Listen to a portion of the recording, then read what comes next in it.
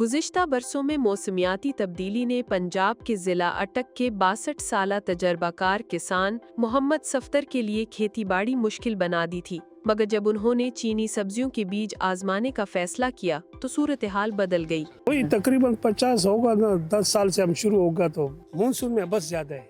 अगर ये मानसून खत्म हो गया फिर बारिशें ज्यादा भी हो तो नुकसान नहीं कर रहा। ये जो जमीन का बस है इससे इसका भी मुकाबला होना चाहिए। अगर ये चीज ऐसा कोई इसका बीज निकाले जो इसका मुकाबला कर सके तो ये फार्मर के लिए बहुत बेहतर है। घर का निकलते जमीन का निकलते, यानी कि पूरा जिंदगी का जो है ना, इसमें डॉक्टर भी आया, कपड़ा भी आया, खाना भी आया, जो जिंदगी की जरूरियात है वो पूरी हो जाती है। पाकिस्तान में मकामी फूल गोभी तकरीबन 100 रुपए यानी 0.36 अमरीकी डॉलर फी किलो फरोख्त होती है, जबकि चीनी इकसान 150 रुपए यानी 0.54 अमरीकी डॉलर फी किलो में फरोख्त होती हैं।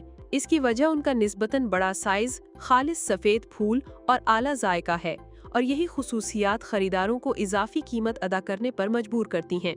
अलमनाहिल सीड्स के मैनेजिंग डायरेक्टर सज्जाद अहमद ने खुद को पाकिस्तान में चीनी इकसाम के बीज मुतारिफ कराने के लिए वक्फ कर रखा है। पाकिस्तान में आला मयार के बीज लाने के लिए उन्होंने गुज़श्ता एक दहाई से चीन के ज़रिए इदारों के साथ मिलकर काम किया, जिसमें Tianjin academy of agricultural sciences के साथ 3 बरस की शराकत भी शामिल है। हालिया बरसों में तियानजिन के फूल गोभी के बीज पाकिस्तान की सालाना काश्त का 70% से ज्यादा हिस्सा बन चुके हैं, जिससे मकामी सनत को दरपेश रुकावटें दूर करने में मदद मिली है।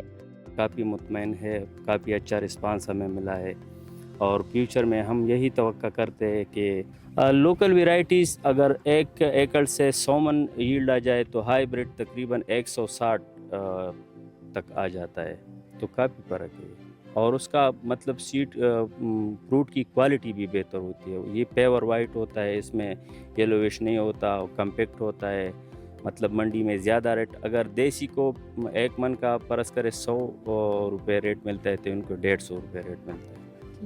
तो ऑलमोस्ट डबल मुनाफा फार्मर को मिलता है। सफ्तर और उनके साथी किसानों ने पाकिस्तान में जो तरक्की की है उसकी जड़ें चीन के शुमाली बंदरगाही शहर तियानजिन में हैं, जो ज़री जिद्दत का एक मरकज़ बनकर उभरा है।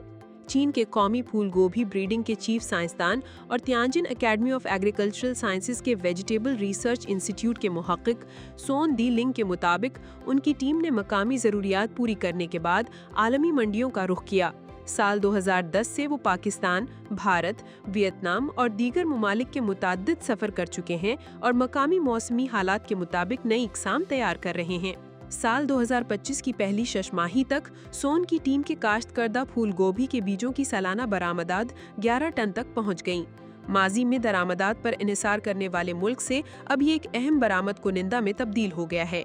तब से फूल गोभी चीन की सब्जियों के बीज की सबसे बड़ी बरामदी फसलों में शामिल हो गई है, जिससे चीन के बीज तैयार करने वाली कंपनियों की आलमी मुसाबकत में इजाफा हुआ। पाकिस्तान में इसके इनकलाबी नताइज सामने आ रहे हैं। चीनी बीज अब बड़े रकबे पर काश्त हो रहे हैं, जिससे पैदावार बढ़ी है और किसानों की आमदनी में इजाफा हुआ है। सफ्तर जैसे किसान न सिर्फ ज्यादा पैदावार हासिल कर रहे हैं, बल्कि अब वो इन गैर मुतवक्के मौसमों के असरात का मुकाबला करने के काबिल भी हो गए हैं, जो कभी माजी में उनकी जिंदगियों के लिए खतरा बन जाया करते थे।